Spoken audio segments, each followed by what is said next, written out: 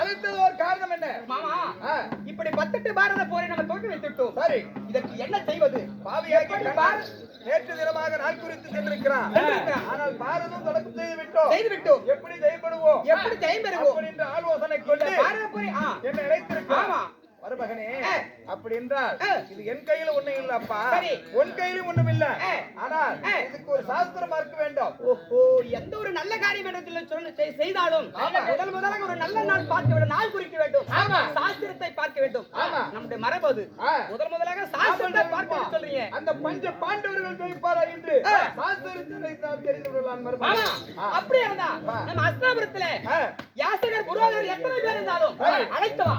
இப்பொழுது நம்ம சாஸ்திரத்தை பார்த்து கேட்டவரே, ஆனாலும் சாஸ்திரத்துல மிகுந்தவன் பாண்டவர்களை இவனாகப்பட்ட சகாதேவன்.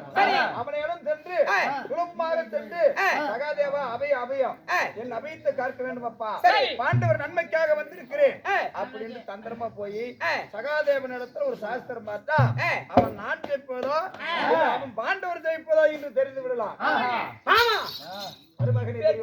சொல்லலாமா? யாராகிலும் எதிரிடத்தில் போய் சாஸ்திரம் பார்த்தால் நமக்கு நல்ல வழி காட்டுவானா?